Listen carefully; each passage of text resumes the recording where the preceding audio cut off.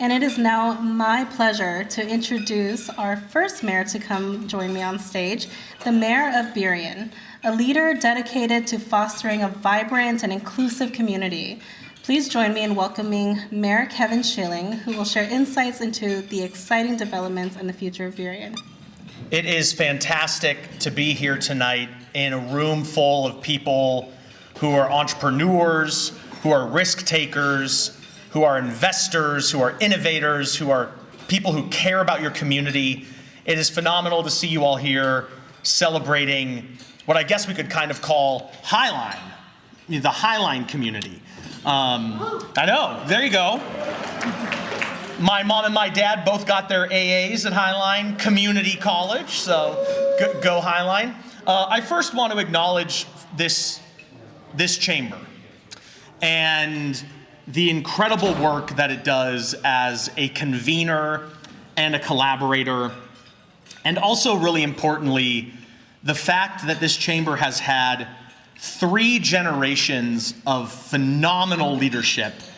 Andrea Ray, Annie McGrath, and now Sammy. Can we give it up for the leadership ladder of Seattle Southside? I was at the AWB Policy Summit in my day job with Sammy, and she was the best dressed chamber exec for the whole summit, which is great.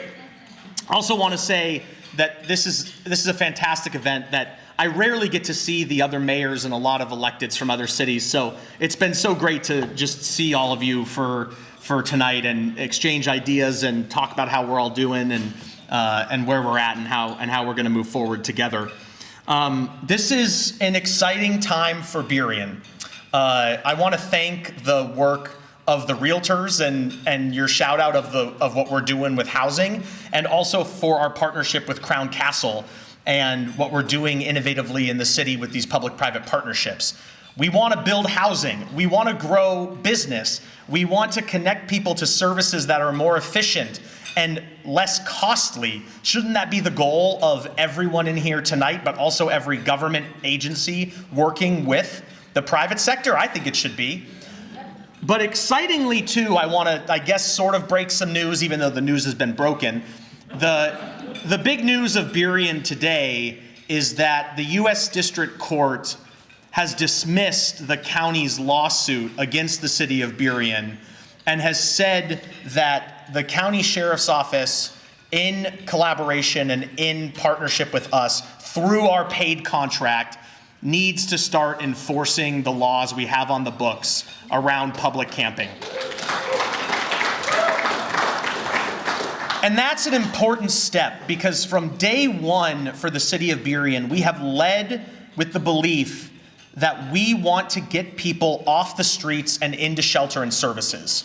And that, I think, is a shared goal of the business community, but every government in King County. We have a goal and a mission to connect people to the public services that our tax dollars fund. And I think it is vital to keep doing that, to reduce the number of outside tent sleeping and drug overdoses. It is the only way to save lives, to get people off the street and into shelter and services. And I'm so happy to say that the U.S. District Court has said King County's lawsuit against Burien is frivolous and that we need to get moving on enforcing it now.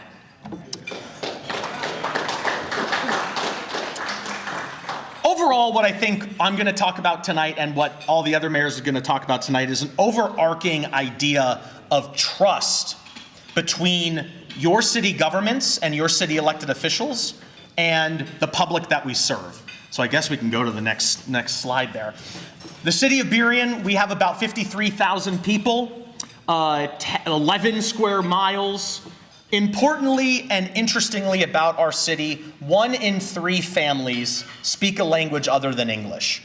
We are a diverse community. We are majority minority, not just in the community, but on the city council and in our city government staff. We have made it a priority to ensure that the people working at the city reflect what the community looks like, sounds like, and it just reflects our community altogether. That's a huge win for the city of Burien, leading with the goal of making sure people are reflected in their city government. The majority of our city council is Hispanic. The majority of our city council is female. And we have worked hard. 5-minute warning, let's go.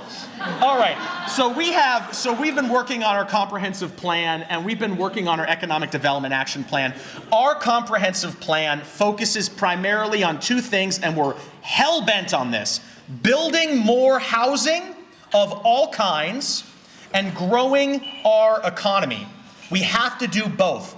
It is a symbiotic relationship between the private sector and the public sector. If we want to grow and improve public services, we need better ways to raise revenue, and the only way cities have to do that is property taxes and sales taxes. We need people to buy stuff, and we need people to live there. So we've been working on our comprehensive plan and our economic development plan. Our comp plan, importantly, something I want to highlight here, as a city, we have worked and are working and will expand our multifamily tax exemption credit to the largest percentage of the city of Burien, but also the largest percentage right now proposed of any city in the state of Washington. Our economic development plan focuses on bringing more commercial development and small business assistance. As you've been to Burien, you know we are a small business community. We are a mom-pa, locally owned community that prides itself on multi-generational businesses, that prides itself on getting folks owned, operating, and living in the city of Burien. We can go to the next slide. Our investments, we've been working on a lot of investments, actually, workforce development. There's some groups in here today that received ARPA funds from us. Thank you for your partnership. We're continuing that. We're working on childcare startups and expanding childcare all over the city. This has been a multi-year effort to expand childcare because we know childcare is expensive. We need more supply of childcare. Working on getting a new airport shuttle program up and running, because if you've got a layover or you're going to stop in, come to Burien and have some delicious food. Storefront repair grant program to ensure that if you have an issue with your storefront, you can get that repaired from a grant. Also, we have had the largest investment of human services money in the history of Burien. $2.9 million in human services investment that go across the community for housing support, homelessness support, drug addiction support, gang prevention support. $2.9 million, it's the biggest investment we've ever done. Next slide, please. Rapid Ride just finished their expansion into Burien, so you can hop on the Rapid Ride at the Burien Transit Center and go into downtown Seattle. As many of us are aware in this room, we have WashDOT's State Route 509 expansion, and that's an interesting topic. We've had many conversations about it in the city council. We'll see what happens there. We're proposed to have the state do 2 roundabouts in one of our major corridors. I can't wait to see a bunch of emails of members of the community mad about that, and can't wait to tell them to talk to the state. But we're going to see an expansion of, frankly, we're going to see an expansion of traffic through the city. And we're going to see an extension of semi-trucks, movement of goods. That's all well, that's all fine, but this is going to be an interesting new future of connectivity for the city of Burien. Next slide, please. With our public safety, as you just heard about the news with the court case being dismissed, but we've had a successful co-responder model where we partner a mental health provider with a police officer to go out into the community to address mental health and substance abuse concerns. This is a model that we piloted a couple years ago. We got federal funding for it. We got state funding for it. It's been great, and we're making sure that we can continue to push that. We know that's been effective. We know that has been something that has saved lives.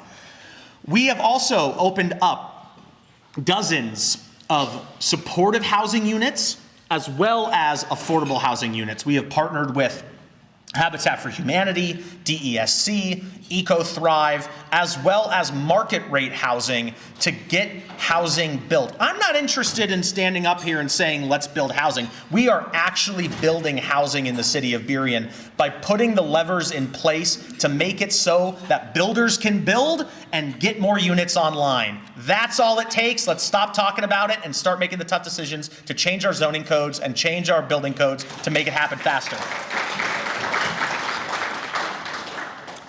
We pride ourselves on being a welcoming and inclusive community by advancing racial equity. You heard what I said we do at the city government. You heard what I said our city council looks like. But we also do that with the business community, and we have a group of people at the city who go out and they connect with people who want to start businesses, who need help, that work to grow the economy of Burien and show that we are a supportive community for a diverse range of business needs. We'll skip one more real quick. So that also talks on our creative district. We have a new creative district, and we have new plans in place for our corridors. There's so much more I could talk about. I can't believe it's only been 10 minutes. Thank you all very much. If you have any questions, please let me know. Send me an email, give me a call.